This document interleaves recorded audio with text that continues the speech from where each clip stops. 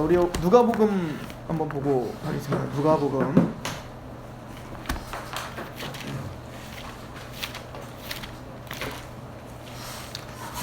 누가복음 24장입니다. 24장 44절부터 49절까지 먼저 볼게요. 누가복음 24장 44절에서 49절 함께 봉독하도록 하겠습니다. 시작. 또 이르시되 내가 너희와 함께 있을 때에 너희에게 말한 바 곧 모세의 율법과 선지자의 글과 시편의 나를 가리켜 기록된 모든 것이 이루어져야 하리라 한 말이 이것이라 하시고, 이에 그들의 마음을 열어 성경을 깨닫게 하시고, 또 이르시되 이같이 그리스도가 고난을 받고 제3일에 죽은 자 가운데서 살아날 것과 또 그의 이름으로 죄사함을 받게 하는 회개가 예루살렘에서 시작하여 모든 족속에게 전파될 것이 기록되었으니 너희는 이 모든 일의 증인이라. 볼지어다 내가 내 아버지께서 약속하신 것을 너희에게 보내리니 너희는 위로부터 능력으로 입혀질 때까지 이 성에 머물라 하시니라. 아멘. 자, 예수님께서 이제 승천하시기 전에 부활하시고 한 40일 정도를 제자들과 같이 있으시면서 이제 여러 가지 말씀을 하셨어요. 하나님 나라에 대해서 가르쳤다, 이렇게 이야기를 하는데요.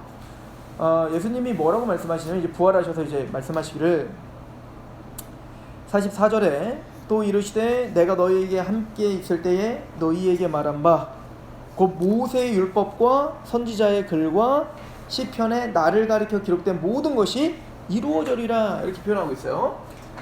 여기서 이제 그 예수님께서 뭐라고 하냐면, 모세의 율법, 그죠? 모세의 율법과 선지자의 글과 시편을 이렇게 세 개를 말하고 있잖아요. 근데 이제 여러분들이 이제 우리 성경을 보시면, 구약 성경을 보시면, 제가 그래서 프린트를 그냥 해왔는데, 보통 우리는 네 부분으로 나눠요. 어떻게 나누냐면 모세오경, 그리고 역사서, 선지서, 시가서, 이렇게 나누거든요. 그래서 모세오경은 뭐 창세기, 출애굽기, 레위기, 민수기, 신명기, 이게 이제 5권 모세가 썼기 때문에 모세오경이라고 표현합니다. 그리고 이제 역사서는 여호수아서, 사사기, 룻기, 사무엘상하, 열왕기상하, 역대상하, 예스라, 느헤미야, 에스더. 그러니까 이거는 출애굽을 경험하고 광야를 지나 모세오경이 기록돼 있고, 이제는 홍해를 요단강을 건너 가나안 땅에 정착하는 이야기부터가 이제 여호수아서잖아요. 여호수아가 죽고 사사 시대가 오죠. 좀 혼란의 시기가 온 다음에 사무엘이 등장하고, 그리고 사울이 첫 왕으로, 이스라엘의 첫 왕으로 등극했다가 하나님께 버림당하죠.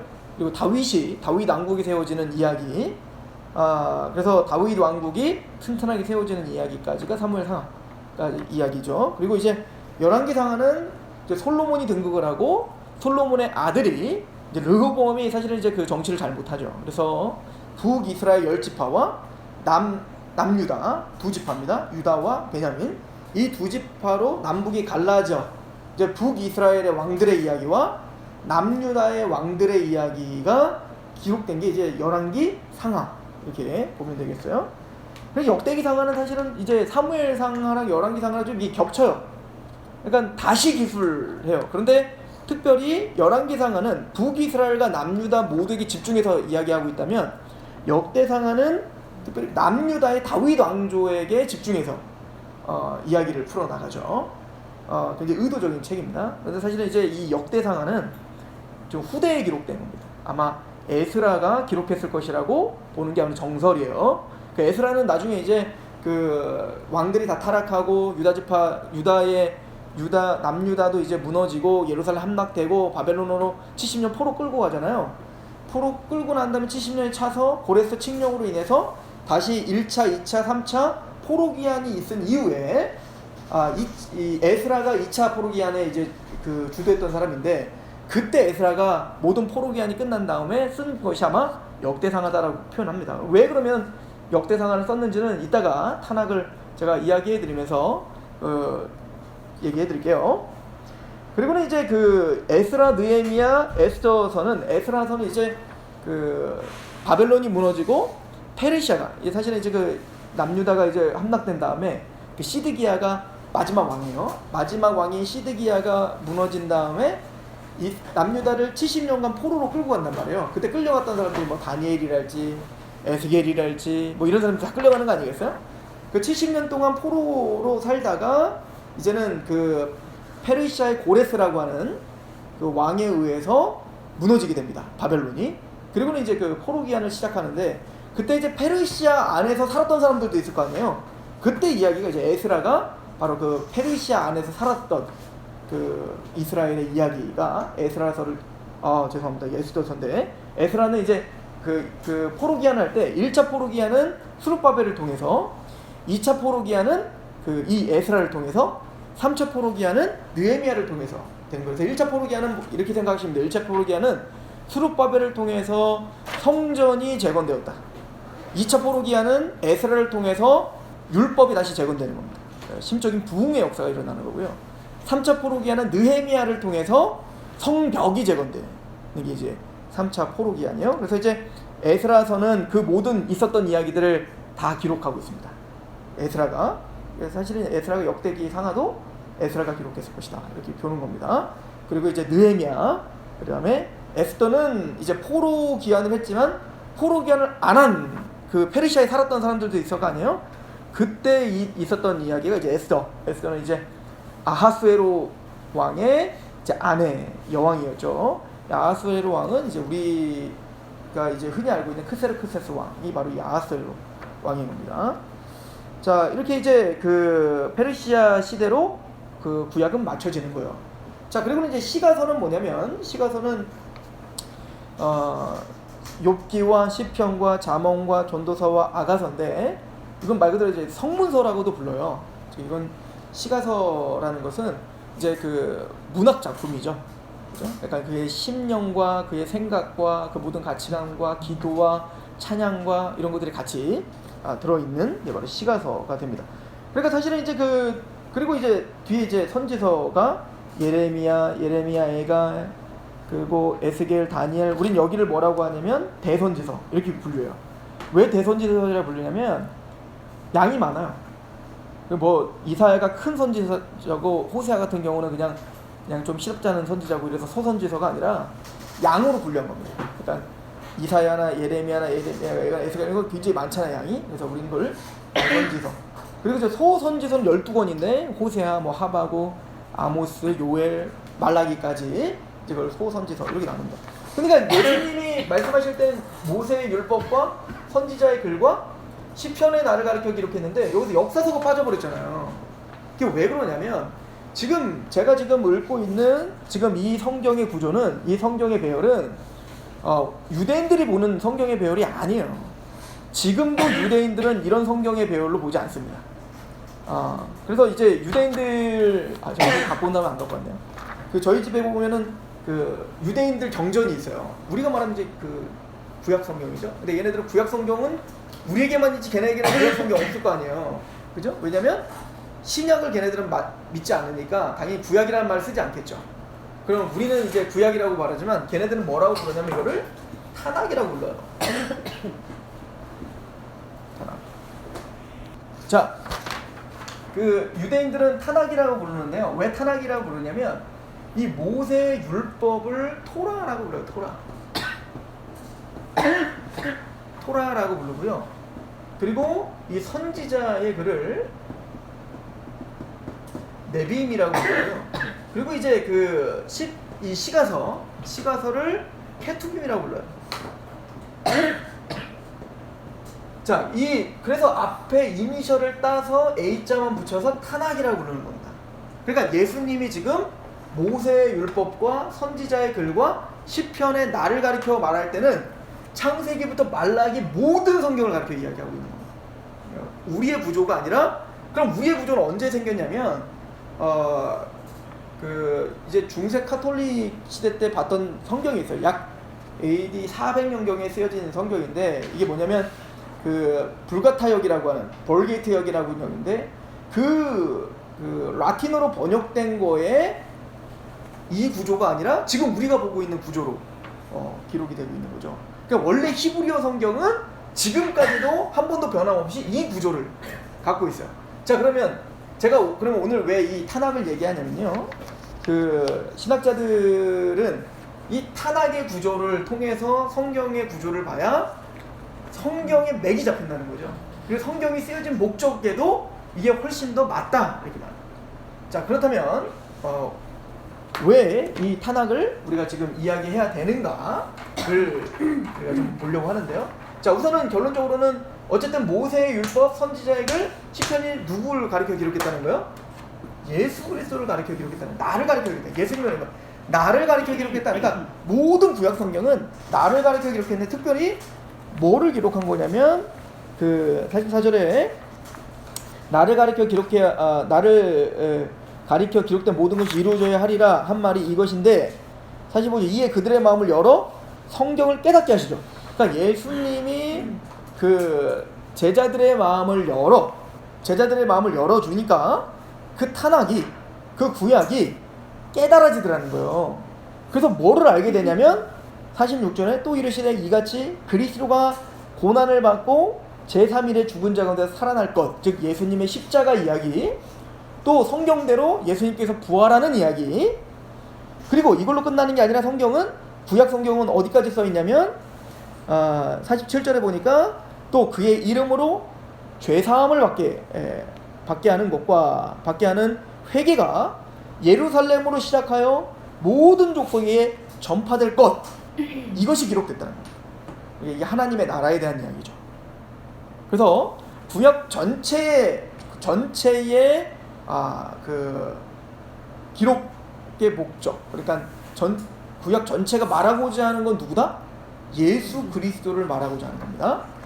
그러면 예수 그리스도를 말하기 위해서 또 어떤 구조로 우리에게 말하는 하나님 나라를 우리에게 이야기해 줄 겁니다. 하나님 나라가 무엇인지를 설명하는 게 바로 이 타낙이다, 이렇게 표현을 하고 있는 거예요. 자, 그런데 우리가 구약을 볼 때 이 구약을 통해서 우리가 어떻게 예수님을 발견하죠? 어떻게 우리 예수님을 깨달을 수 있죠? 이걸 보니까 주님이 그 마음을 열어야, 주님이 마음을 여셔야 이 구약을 통해서 예수 그리스도와 회개와 예루살렘과 온 유대와 사마리와 땅끝까지 이르러 내 증인이 되리라 하신 그 하나님 나라의 확장, 이런 것들이 구약 성경을 통해서 보인다는 거예요. 자, 이런 비슷한 말을 사도 바울도 하죠. 우리 고린도 후서를 한번 가보시겠어요? 고린도 후서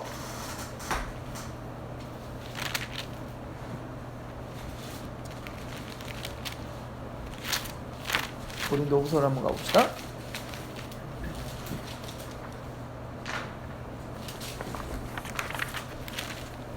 자, 고린도후서 3장을 보시면 13절입니다. 제가 한번 읽어볼게요. 고린도후서 3장 13절. 우리는 모세가 이스라엘 자손들에게 장차 없어질 것의 결국을 주목하지 못하게 하려고 수건을 그 얼굴에 쓴 것과 같이 아니하노라. 그러나 그들의 마음이 완고하여져서, 그러니까 지금 유대인들 말하는 거예요. 그들은 그 마음이 굉장히 완고해져서 오늘까지도 구약을 읽을 때에 그 수건이 벗겨지지 아니하고 있으니 그 수건은 그리스도 안에서 없어지는 거예요. 그러니까 유대인들이 지금도 구약을 보는데 그 구약을 수건을 쓴 것처럼 보는 거예요. 그러니까 가려져 있죠. 그러니까 뭔가 진짜 그 영광을 보지 못하죠. 참된 영광을 보지 못하는 겁니다. 자, 그래서 16절 그러나 언제든지 누구께 돌아가면? 주께로 돌아가면 그 수건이 벗겨지겠다, 이렇게 표현을 합니다. 그래서 14절도 이렇게 표현하죠. 그 수건은 그리스도 안에서 없어질 것이라 오늘까지 모세의 글을 읽을 때 그 수건이 그 마음을 덮었도다. 그러나 언제든지 주께로 돌아가면 그 수건이 벗겨지리라. 그러니까 주의 영이 계신 주는 영이시니 주의 영이 계신 곳엔 자유합니다. 그러니까 성령님이 계신 곳에는 자유함이 있습니다. 왜? 보세요. 18절 같이 읽어봅시다. 시작. 우리가 다 수건을 벗은 얼굴로 거울을 보는 것과 같이 주의 영광을 보매 그와 같은 형상으로 변화하여 영광에서 영광에 이르니 곧 주의 영으로 말미암으며. 그러니까 우리는 다르죠. 우리는 뭐예요? 우리는 유대인들처럼 수건을 쓴 것처럼 구약을 보지 않습니다. 이제 우리는 주님께로 돌아왔기 때문에 성령님을 통하여 거듭났죠.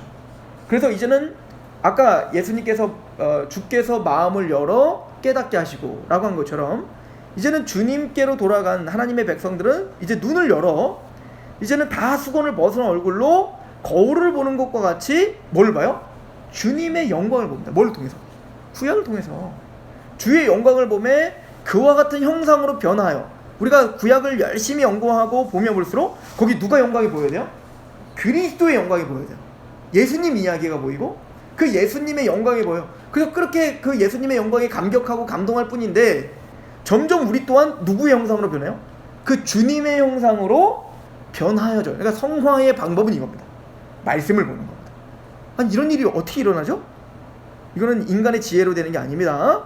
영광에서 영광이 일어나지 곧 주의 영으로 말미암아 성령님이 그렇게 하신다는 거예요. 그러니까 꼭 큰 바위 얼굴을 얘기하시죠? 큰 바위를 계속 쳐다봤더니 나중에 큰 바위 얼굴처럼 생기더라. 뭐 이런 얘기를 우리가 말씀을 계속 보고 연구하고 그걸 통해서 예수 그리스도가 영광이 드러나고 그 예수님을 통한 하나님의 사랑, 은혜, 자비, 또 하나님의 변함없는 그 어떤 섭리 이런 것들을 우리가 보면 볼수록 우리는 점점점 그리스도의 영광이 더욱더 커질 뿐만 아니라 우리가 그렇게 화하여지더라.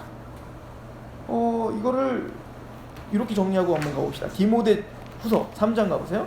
그래서 사도 바울은 디모데에게 편지를 보내면서 이렇게 이야기해요. 성경에 대한 이야기를 하면서 이렇게 이야기를 하죠. 디모데 후서 3장 14절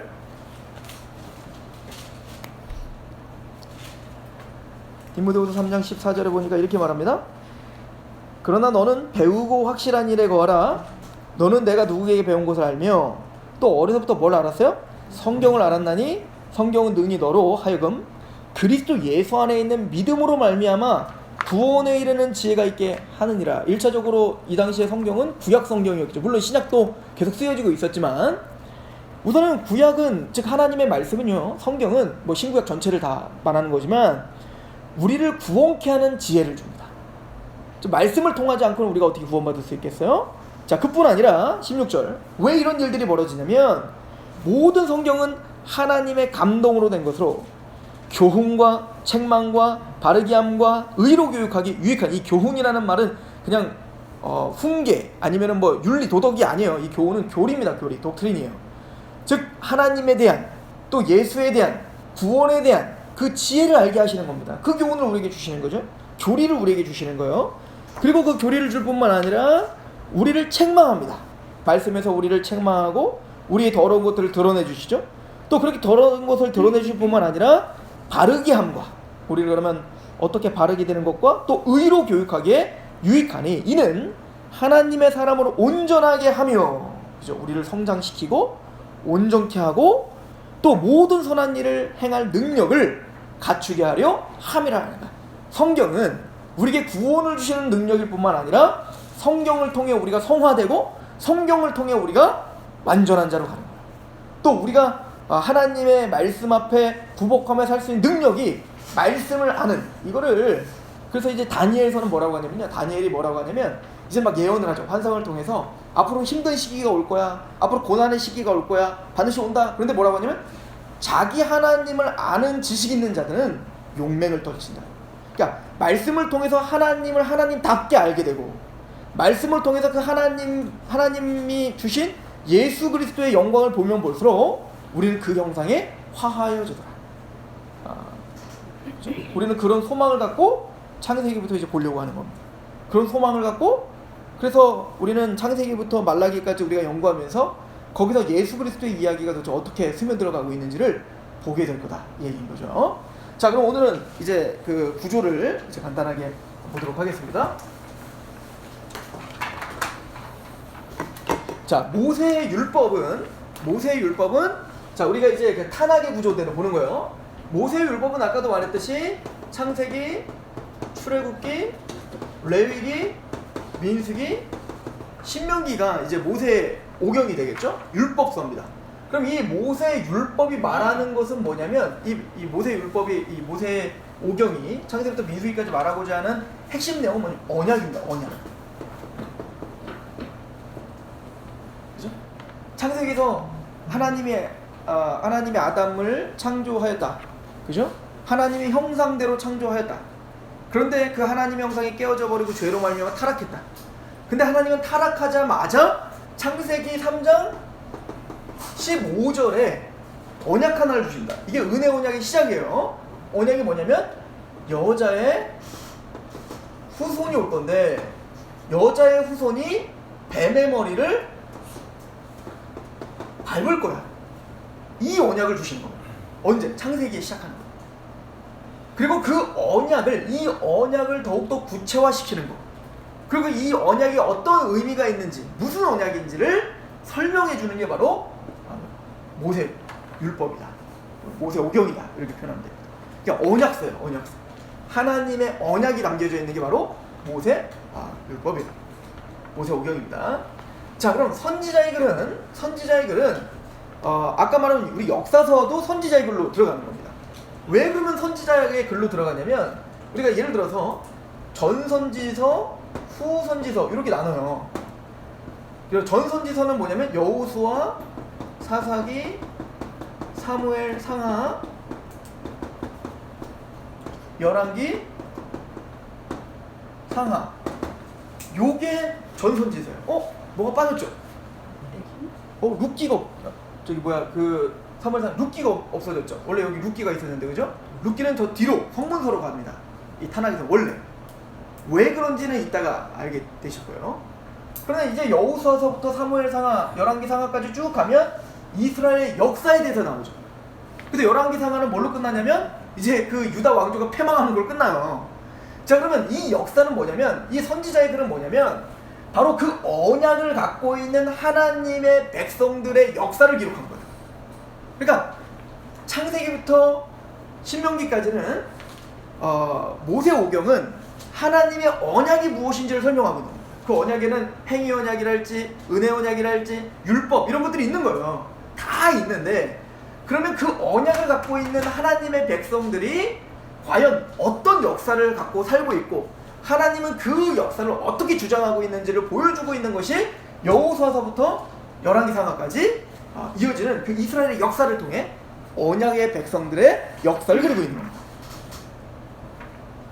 그리고는 후선지서는 우리가 잘 알고 있는 선지서들이죠. 뭐냐면 이사야, 예레미야, 뭐가 없어요? 예레미야 애가가 지금 없죠? 밑으로 내려갑니다. 그것도 이따가 왜 그런지는 설명하고요. 그리고 에스겔, 그리고 소선지서 12권. 이게 후선지서로 들어가는 거예요. 자, 위에 거는 뭐냐면, 위에 거는 언약을 갖고 있는 하나님의 백성들의 역사라면 지금 이 선지자들은 이 역사 안에서 대부분 이제 열왕기 상하에서 역사했었던 이제 선지자들이잖아요. 그런데 그 선지자들은 하나님이 언약의 백성들에게, 즉 선지자적 관점으로 그 역사를 해설해주고 있는 거예요. 그러니까 하나님은 전 선지자를 통해서 이스라엘 역사를 지금 이스라엘 역사가 하나님의 언약을 가진 백성이, 하나님은 그 언약을 가진 백성에게 어떤 백성이 되게 하길 원하고 또 어떻게 인도하길 원하고 거기 다윗 왕국이 왜 세워져야 되며 이런 것들을 설명했다면, 이 선지자들은 그 역사 속에서 사실은 다윗과 같이 좋은 왕만 있었던 게 아니라 대부분은 다 뭐예요? 다 악한 왕들이었잖아요. 그래서 이 선지자들은 하나님의 말씀의 잣대로 그들에게 그 역사를 해설해주고 또 경계하고, 그러니까 책망하고 바르게 하고 의로 교육하는 거, 이걸 누가 하는 거예요? 선지자들이 했던 거죠. 그래서 선지자의 글이라고 하는 겁니다. 우리가 조심해야 되는 거는 이 선지자의 글을 네빔이라고 했잖아요. 이게 뭐냐면 나비라고 하는 단어가 선지자예요. 나비. 분명히 이렇게 쓸 겁니다. 그게 나비예요. 나비가 뭐냐면 선지자, 선견자 이런 뜻이거든요. 이 나비라고 하는 뜻은 뭐냐면 미래를 예측한다는 뜻이 아니에요. 우리가 보통 예언자는 무조건 막 미래를 예측하는 걸 생각하는데, 선지자들이 했던 고유의 역할은, 원래 나비라는 말은 하나님의 말씀을 맡아 대언하는 게 선지자입니다. 그러니까 이 선지자는 특별히 다른 계시를 받은 게 아니에요. 이들의 메시지는 다 뭐냐면 모세 언약을 기초로 하는 겁니다. 그러니까 이사야나 예레미야, 에스겔 다 가만히 보세요. 물론 앞으로 메시아에 대한 예언도 있고 그런 것도 있어요. 근데 그건 20%도 안 돼요. 대부분은 뭐냐면 너희들이 지금 다윗의 길로 행하지 않았어. 너희들이 아합의 길로 행했어. 이게 다 뭐냐면 너희가 하나님의 신명기, 특별히 신명기에서 말하고 있는 그 제왕의 신학이 있는데 그 하나님의 율법에서 너희는 떠났다 이겁니다. 너희는 그 하나님의 언약을 버렸다 이겁니다. 예를 들어 그 여호와스에게 그래서 이사야가 뭐라고 예언하는 겁니까? 너는 지금 너의 정치와 군사력과 너의 말을 의지하지. 그러지 마. 하나님의 언약의 백성은 말을 많이 두면 안 되고 또 주위에 많은 대국들을 의지하면 안 돼. 오직 언약의 백성은 하나님만 의지해야 된단 말이야. 그래서 너를 왕으로 세웠던 거 아닌가? 그러니까 네가 만약 믿음이 없으면 징조를 보여달라고 해요. 그럼 하나님은 언약의 백성인 너에게 징조를 보여줄 거라니까. 근데 와서 뭐래? 나는 하나님 믿어. 나는 징조 같은 거 안 봐도 돼. 그것 자체가 뭡니까? 괜히 징조 받다가 꼭 믿어야 될 것 같고, 지금 왜냐면 이집트랑 지금 결탁해서 바벨론이랑 싸워야 되거든요. 근데 지금 하나님은 이집트 의지하지 말고 자꾸 기도만 하는데 그게 마음에 안 드는 거예요. 그러니까 징조 안 구하겠다는 거예요. 그러니까 이 이사는 뭐라고 하냐? 아니야, 하나님 징조 줬어. 처녀가 잉태하리니 여자가 아들을 낳을 것이요 그리고 임마누엘을 하라. 그러니까 이 얘기가 전체가 다 뭐냐면 언약 백성이 도대체 그렇게 살면 되겠니? 그러니까 즉 이 선지서라는 것은, 선지자의 글은 언약을 갖고 있는 하나님의 백성들이 그 언약을 기준으로 살지 못하는 것에 대해서 책망하고 그 역사를 해설해주고 경고하고, 이걸 통해서 우리에게 거울로 비춰주는 게 바로 선지자의 글들인 거죠. 그러면 이 시편은, 이 시가서는 뭐죠? 시가서? 자, 시가서는 뭐가 있다고 합니까? 이 시가서도 둘로 나눠요. 둘로 나누는데 첫 번째는 뭐예요? 시편이 있어요. 그죠? 자, 시편인데 이 시가서는 뭐냐면 모세의 오경, 이 율법서는 언약을 이야기하고 있다면 선지자의 글은 그 언약을 갖은 하나님의 백성들의 역사와 또 선지자의 해설이다, 이렇게 말을 했죠. 그럼 시가서는 뭐냐면 하나님 언약을 갖고 있는 하나님의 백성들의 고백과 심령과 그의 가치관과 그의 찬양과 그의 기도를 설명한 게 시가서입니다. 무슨 얘기인지 아시겠죠? 그러니까 그 신앙 고백, 또 우리의 삶의 정황 속에서 우리에게 드러나는 어떤 그 구원받은 언약을 가진 하나님의 백성들의 그 심적인 어떤 상태, 이런 것들을 우리에게 보여주는 게 시가서입니다. 그래서 시가서의 첫 번째는 바로 시편이죠. 시편의 대다수의 시는 뭐냐면 애통하는 시, 애곡시, 통곡시입니다. 왜 그럴까요? 언약의 백성들은 세상과 타협하지 못해요. 그죠? 그 세상의 큰 흐름 가운데 계속 핍박당하며 삽니다. 하나님의 말씀 앞에 살고자 하는 우리들은 끊임없이 고난당할 수밖에 없죠. 그러니까 어떻게 될까요? 애곡하고 통곡할 수밖에 없는 거예요. 그래서 시편 다음에 바로 뭐가 이어지는 거냐면 바로 그 애통하는 그 인생, 하나님의 백성들이, 그 언약의 백성들이 하나님 앞에 울 수밖에 없는 그 인생을 드러내주는 모델 하나를 제시하는 게 바로 욥기를 바로 뒤에 놓는 거예요.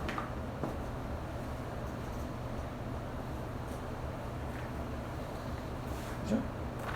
또한 하나님의 백성들이 마땅히 따라야 될 지혜가 무엇인가, 그걸 우린 뭘로 통해서 보여요? 잠언서를 통해서 배웁니다. 그리고 그 잠언서의 마지막은 뭘로 끝나냐면 현숙한 여인으로 끝나요. 그리고 그 현숙한 여인의 대표 모델로 누구를 제시하냐면 바로 룻기가 여기 들어옵니다. 왜 잠언서의 현숙한 여인으로, 진짜 지혜라는 건 뭘까요? 현숙한 여인이 되는 겁니다. 현숙한 여인이라는 건 하나님은 우리의 신랑이시고 우리는 그의 현숙한 여인이 돼요. 그의 신부가 돼요. 그의 일을 하는 어떤 그런 현숙한 여인. 그럼 그 현숙한 여인이 뭐지?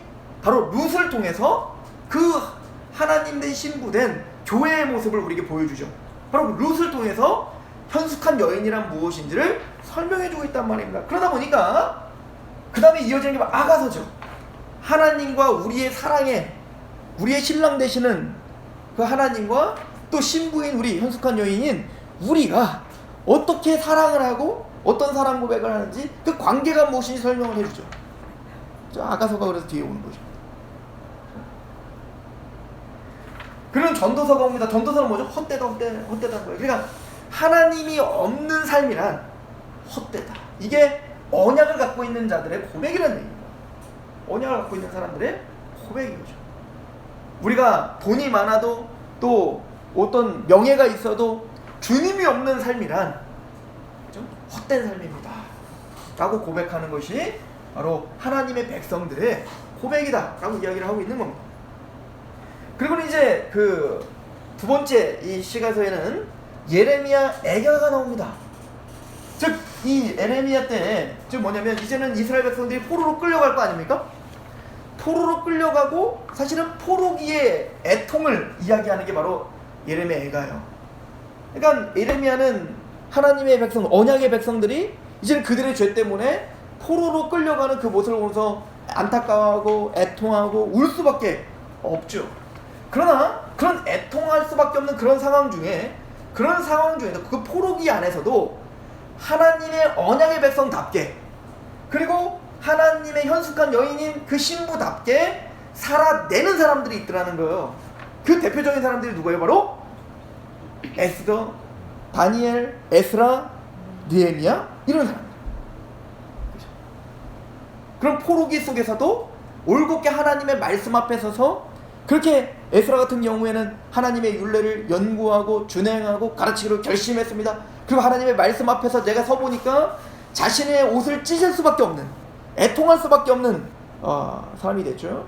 그리고는 애통하며 우니까 에스라를 통하여 그 한 사람, 하나님의 말씀 앞에 서 있는 그 한 사람을 통하여 그 말씀에 떠는 자들이 모여 수무악 광장에 대부흥이 일어나는 거 아니겠습니까? 그러니까 언약의 백성들이 그런 포로기와 같은 고난 속에서도 어떻게 하나님의 말씀 앞에 살아가고 있는지를 보여주고 있는 게 바로 에스더랄지 또 에스라랄지 느헤미야가 되는 거예요. 그리고 마지막 성경이 뭐요? 역대 상하입니다. 역대 상하는요, 아까도 말했지만 에스라가 이제는 남유다의 회복을 이제 명하는 거죠. 그죠? 남유다의 어떤 회복을 발망하는 건데, 이제는 열왕기상하에서는 북이스라엘과 남유다를 다 이야기했었다면 역대상하는 어디에 집중합니까? 다윗 왕조에 집중합니다. 다윗 왕조에 집중을 하게 돼요. 그러면서 지금 역대상하를 통해서 사실은 이 모든 성경을 마지막 마무리 짓고 있는 거예요. 하나님이 지금 창세기부터 지금 역사를 쭉 끌고 오는 그 모든 그 역사 속에, 역대상하까지 오는 그 모든 역사 속에 지금 하나님 궁극적으로 주려고 하는 메시지는 뭔가? 창세기 3장 15절에 여자의 후손을 줄게, 그 씨를 줄게 라고 약속을 하시고, 하나님은 그 창세기를 통해서 누구를 통해서? 그 셋을 통해서 다른 씨를 주셨죠?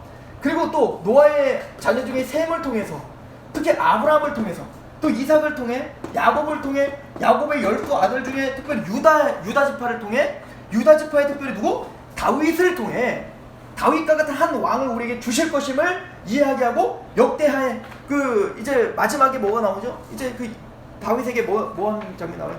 열왕기 그 사무엘 하에 보면 이제 다윗에게 다윗 언약이라는 걸 준단 말이에요. 내가 너의 나라를 영원하게 할 거야. 그러니까 그 이야기예요. 즉 다윗의 왕조를 하나님이 지키시고 보호하시고 영원히 지키실 것임을 이야기하는 걸로 끝나는 겁니다. 그렇죠? 그러므로 그 씨는 누구냐? 아브라함에게도 약속했어요. 내가 너에게 씨를 줄게. 그럼 그 씨가 누구지? 근데 아브라함이 그 씨였던 이삭을 바치는 장면에서 22장에서 뭐라고 하냐면, 그 씨가 너의 대적의 문을 부술 거야. 이렇게 뭘 예언하는 거야? 창세기 3장 15절에 너희를 타락하게 했던 그 여자의 후손이 뱀의 머리를 밟는 것처럼 너희를 타락하게 하고 죄 가운데 빠지게 했던 너희를 그 씨가 대적의 문을 부수게 될 거다라고 하는 겁니다. 그런 이 예언을 이삭과 야곱에게도 동일하게 내가 너에게 씨를 줄게, 너의 자녀를 줄게 라고 이야기했다고요. 그리고는 이 예언을 어디로 끌고 가죠? 바로 12아들 중에 유다에게 뭐라고 하죠? 너는 사자 새끼다. 너에게서 홀이 떠나지 않겠다. 그 대적의 문을 부수는 왕권이죠. 왕권. 정복하는, 다스리는 왕권을 누구에게 주겠다는 거예요? 유다 지파 너에게 주겠다는 겁니다. 그러면 유다 지파 이 사람을 통해서 그래서 뭘 하는 거예요? 나중에 여호수아를 통해서 그 가나안 땅을 정복할 때, 그 가나안 땅을 정복하러 갈 텐데 그 헤브론 땅은 아무도 다른 데는 다 정복하는데 그 땅은 올라갈 수가 없는 거예요. 그 땅은 누가 살죠? 아낙 자손이 있었어요. 아낙 자손. 이 아낙 자손은 특별히 거기 살았던 기럇 아르바. 그 나중에 이제 민수기에 보면 이 아낙 자손은 네피림의 후예더라 이렇게 표현해. 거인이에요, 거인. 그러니까 누구도 대적할 수 없는 용사요, 거인이요, 왕입니다. 그러니까 아무도 못 올라가는 거예요. 근데 그 산지를 나에게 달라고 믿음으로 올라가서 정복하는 사람이 있어요. 누구죠? 갈렙입니다. 갈렙이도 유다 지파예요.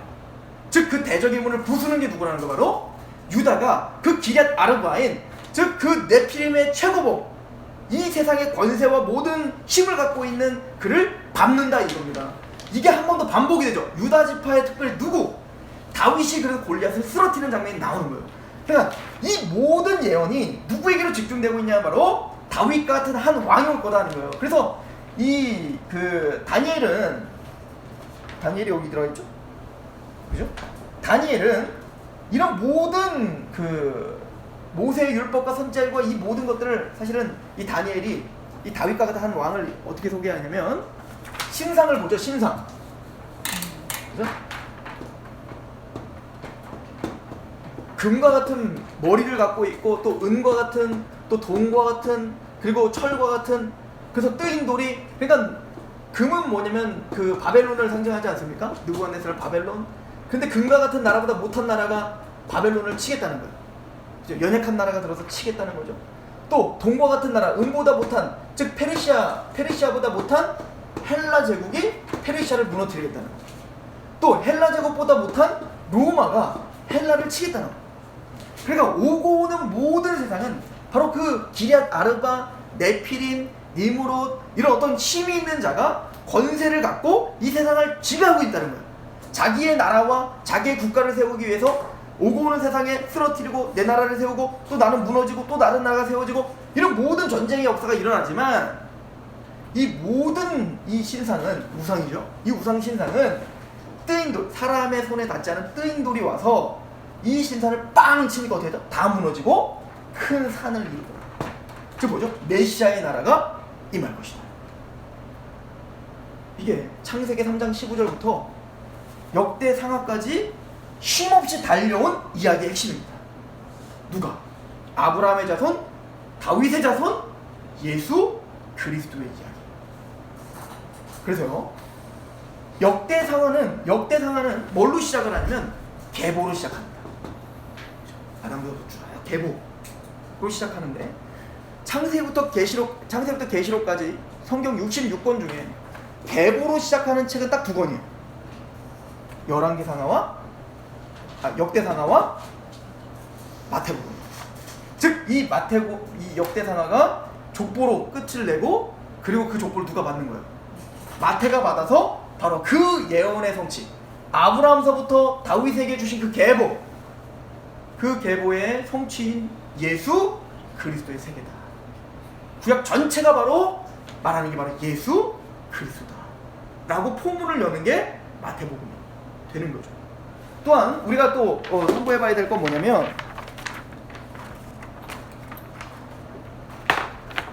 다시 한번 성경해보시죠. 모세의 율법은 하나님의 언약, 그 언약에는 율법도 다 담겨 있는 거예요. 언약이 있어요. 자, 선지자의 글에 네빔의 첫 번째 책이 뭐죠? 여호수아죠. 여호수아서 1장을 어떻게 시작하는지 보세요. 여호수아서 1장.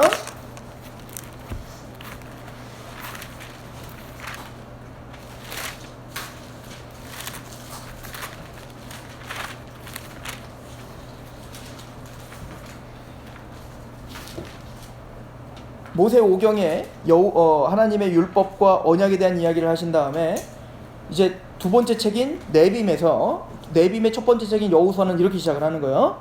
1장 8절, 자 같이 한번 읽어볼까요? 7절 8절 시작.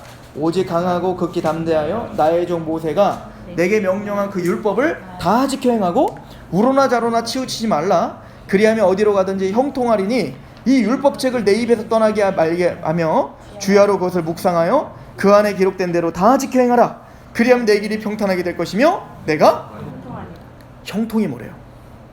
주야로 하나님 말씀을 묵상하고 우로나 자로나 치우치지 않고 그 모세 오경에서 말한 하나님의 언약과 그 율법을 어떻게 하는 겁니까? 지키는 겁니다. 그죠? 그러면 세 번째 부류인 케투빔의 첫 번째 책이 뭐죠? 시편이죠. 시편 1편은 뭐 어떻게 시작하는지 한번 봅시다. 시편 1편. 시편 1편 1절부터 보세요. 1절 2절까지만 봅시다. 시작. 복 있는 사람은 악인들의 꾀를 따르지 아니하며 죄인들의 길에 서지 아니하며 오만한 자들의 자리에 앉지 아니하고 오직 여호와의 율법을 즐거워하여 그의 율법을 주야로. 이게 복이라는 거예요. 그러니까 지금 모세의 율법과, 그죠? 모세의 율법, 모세가 준 오경, 그것을 하나님의 언약을 주셨는데, 하나님의 언약을 가진 자의 삶이란, 그 역사란 바로 하나님이 주신 그 언약에서 떠나지 않는 거다. 그리고 또한 하나님의 언약을 갖고 있는 하나님의 백성들의 고백이란, 진짜 복된 상태란 악인의 꾀를 따르지 않고 오만한 자리에 서지 않고 오직 주야로 하나님의 율법을 묵상하는 것. 이게 복된 상태다. 그러니까 이게 전체 성경이 무엇을 말하려고 하는지 분명히 우리에게 이야기가 되죠. 자, 좀 더 확장해서 이야기해 보겠어요. 자, 이제 전체적인 그림은 좀 그려졌죠? 자, 여기를 조금 더 우리가 확장을 해보면 이제 신약과 연결지어서 좀 이렇게 설명해 드리겠습니다.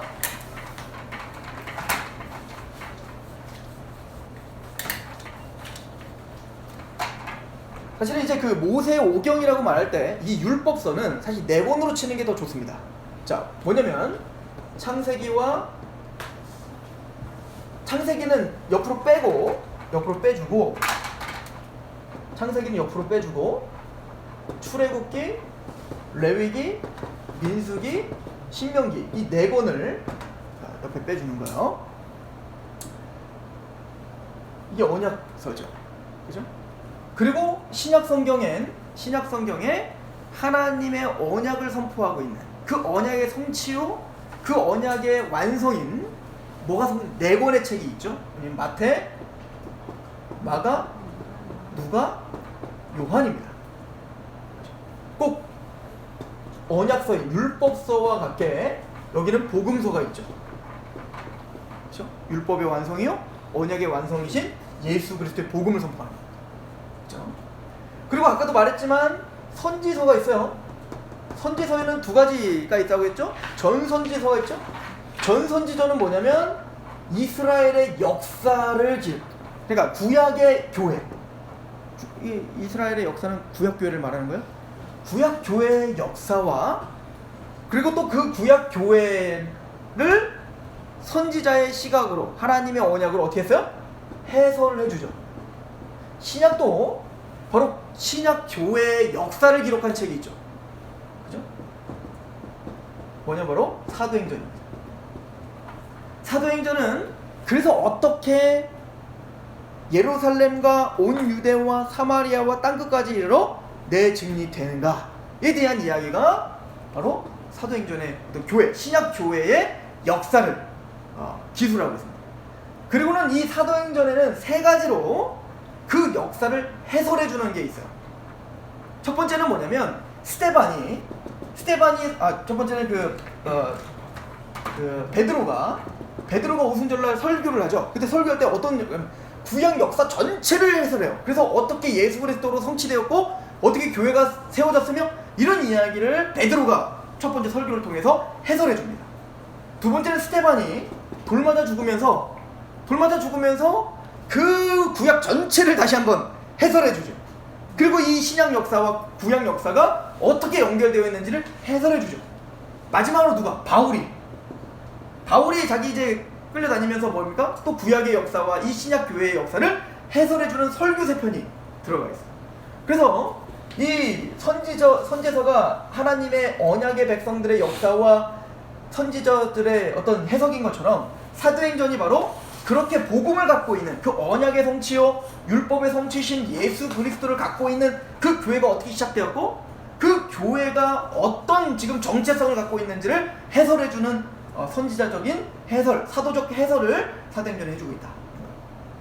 그리고는 이제 시가서는 하나님의 백성들이 마땅히 가져야 될 가치관, 또한 그의 심령의 태도, 상태, 예배 이런 것들을 보여주고 있다면 그런 것들을 보여주고 있는 게 뭐였죠? 바로 서신서입니다. 서신.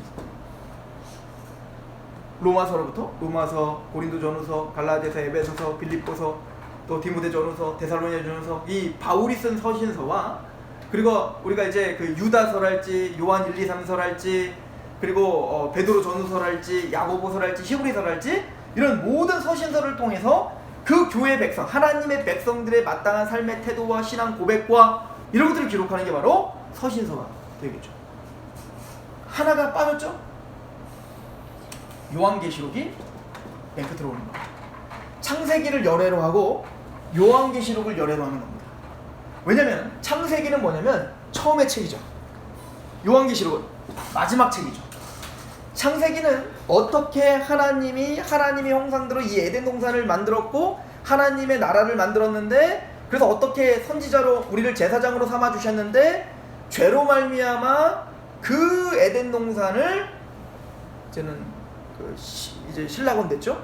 잃어버릴 수밖에 없었는지 또 어떤 저주가 임할 수밖에 없었는지 그래서 어떻게 마땅히 아담과 하와는 그 뱀을 정복하며 살아야 되는데 창세기는 뱀에게 의해 아담과 하와가 정복당하는 죄에 의하여 정복당하는 이야기를 기록하고 있죠.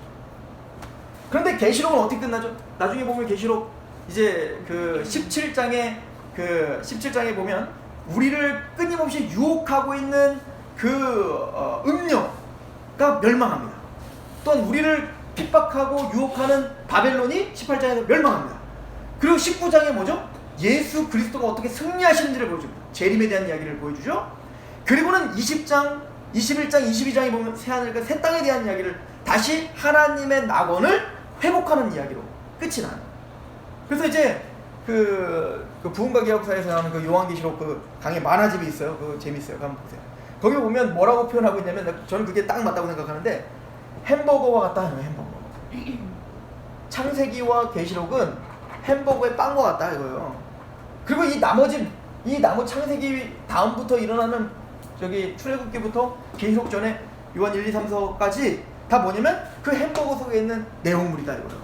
그러니까 창세기는 시작이고 계시록은 그 시작의 완성을 보여주고 있는 겁니다. 그래서 창세기에 보면 아담은 첫사람은 뭐죠? 벌거벗고 있죠.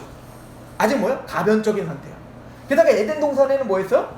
생명나무만 있는 게 아니라 거기 뭐도 있어요? 선악과도 있죠. 이게 뭐냐면 가변적인 상태다. 즉 타락할 수도 있고 영원한 생명을 누릴 수도 있는 아직 불안정한 상태예요. 그런데 계시록 마지막 22장에는 새하늘과 새 땅에는 생명나무가 있는데 뭐는 없어요? 선악과는 없어요. 뭐죠? 이제 시험 끝이에요. 완성된 상태입니다.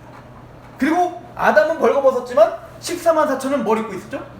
그리스도의 그 영광스러운 그 십자가 어린 양의 피에 빤 그 흰 옷을 입고 있습니다. 영광스러운 옷을 입고 있죠. 그러니까 창세기는 시작이라면 계시록은 완성을 보여주는 책. 그래서 창세기랑 계시록을 우리가 병행해서 연구해 보면 굉장히 그 언어나 또 신학적인 의미가 굉장히 비슷해요. 그리고 이 나머지 책들은 창세기에서 계시록까지 가는, 그러니까 시작에서 완성까지 가는 과정과 여정을 하나님이 어떤 섭리와 하나님의 어떤 열심과 어떤 은혜로 마침내 창세기에서 신라곤 된 것을, 죄로 말미암아 우리가 그렇게 하나님의 영광에 이르지 못한 것을 다시 영광의 자리로 어떻게 데리고 오는지 그 과정과 여정을 설명하는 책이 그 성경의 나머지 내용이다. 그리고 모든 성경의 중심에 누가 계시다? 예수 그리스도가 계시다. 또 그 예수 그리스도를 통해서 우리에게 임한, 우리 마음에서부터 임해, 그래서 우리에게 마음에서부터 이제 그 물이 성전에서 가득 채워져 그 물이 밖으로 돌출하여 나가, 처음에는 뭐 그 발목이요, 그 다음 무릎이요, 그 다음 허리요, 그다음 능히 건널 수 없는 강이 흘러 넘쳐 가는 곳마다 나무들이, 치료하는 나무도 쭉 있고 가는 곳마다 죽어있던 것들이 살아나는 역사가 일어나죠. 그 역사, 즉 그 교회를 세우셔서 그 교회를 성령으로 충만하게 하여 복음으로 이제는 성령으로 말미암아 주로 고백할 수 없게 만들고, 그런 성령님을 통하여 점점 하나님 나라가 확장되어 마침내는 물이 바다 덮음과 같이 하나님의 영광을 인정하는 것이 가득한 세상을 만드는 겁니다. 그죠? 그래서 하나님을 대적했던 모든 자들은 이제는 이를 갈며 밖에서 떨고, 그들은 이제는 영원한 심판에 들어가고 이제 하나님을 믿고 그 하나님 언약 가운데 있었던 하나님의 백성들은 어떤 영광의 자리에 있게 되는지를 설명하는 게 창세기부터 계시록까지 전체가 이야기하는 내용이다 라고 이야기를 하고 있는 것입니다. 질문 있으십니까?